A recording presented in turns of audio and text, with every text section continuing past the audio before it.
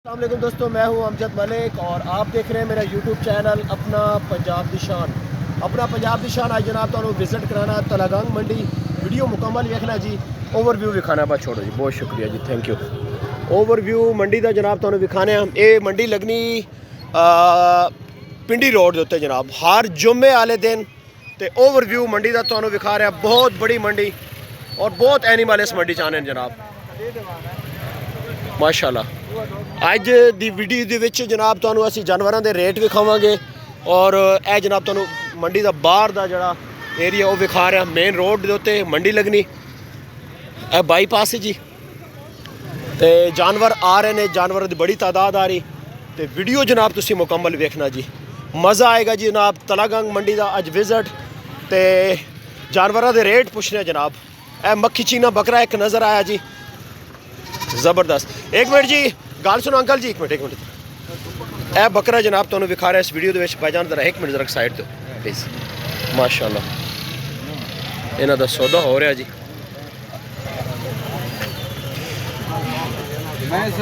कितनी डिमांड करने पे जी बकरे ने? 55,000 रुपया। अच्छा, तो कोई सौदा शौदा इन्होंने चलना पाया जी। तुसीं करो आपस में गपशप। ए जी देखो जी, हम तलागंग मंडी के बकरा खड़ा 55,000 रुपये रेट मांग रहे हैं जनाब, समझ आई। और करीब जनाब या दोंदा हो गया तो या दोंदा होने वाला।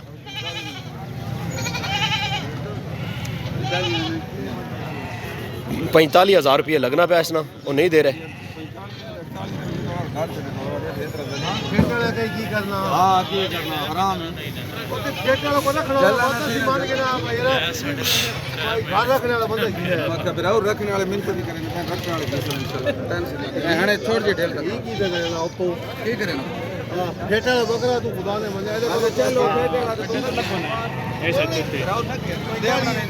ए जनाब जानवर सो विखाने पे जी माशाल्लाह, बड़ा अच्छा जानवर है जी।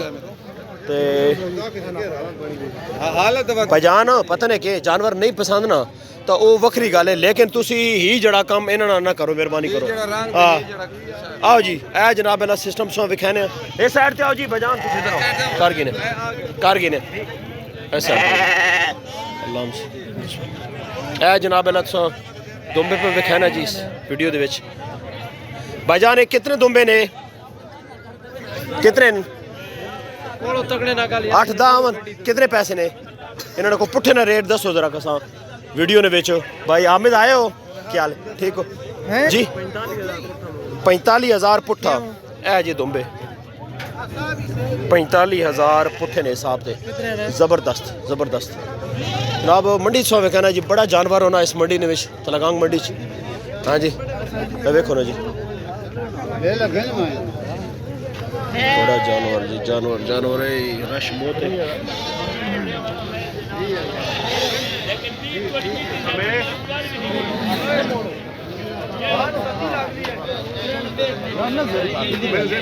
माशाल्लाह ए जनाब सो जानवर दिखाने पे जी। जरा मौली जी बकरी है साइड ते करे, बकरी जरा साइड ते करो। बकरा भी दिखाओ जी। हां जी बकरा जी, बकरा ही बकरा माशाल्लाह ये दिखाओ जी। ए देखो जी मक्खी चीनियां बाशो तलागंग ने, तलागंग मंडी ने बेच टॉप क्लास एनिमल हो। बकरा इंज करो ना जी भाईजान, तुसी ही बकरी ना पाओ, ये बकरा मां तकाओ भाईजान। माशाल्लाह जानवर देखो ना जी, तलागंग मंडी ने बेच बकरी ना हवाना देखो, बड़े खूबसूरत जानवर जनाब। ए बकरा है, इस बकरे थे आओ ना जी, थोड़ा जो हो रही बकरी आगे करो जी तुसी थोड़ी है। हाँ लाओ लाओ लाओ लाओ भाईजान लाओ। ए बकरा जनाब ये केड़े एरिया चो आया भाईजान? नूरपुर। ए है हाजी आजम साहब ने एरिया चो आया ने जी, नूरपुर टमा नूरपुर। बिल्कुल जनाब, आराम ना जी बकरा आराम ना तुसी विखाओ। ए जनाब मंडी ओवरऑल ए बकरा जनाब तुसी देखो ना बड़ा एक्टिव। साडे दोस्त जनाब हाजी आजम साहब उन्होंने एरिया चो आया ने बकरा माशाल्लाह। आओ जी एक मिनट। दंदो कितना भाईजान? बकरा करने चो ना पुनः परले करने चो, रस्सी छोड़ दो थोड़ा इधर। माशाल्लाह दंदो चौगा वे। कितने पैसे मंगने पे हो? पैसे दसो जी भाईजान, पैसे हैं 1,20,000 दंदो चाक पर करो। इस थोड़ा मुँह इतने रखो। माशाल्लाह ए बकरी देखो। इस बकरी ने कितने पैसे मांग रहे पे हो? बकरी ने पैसे भाईजान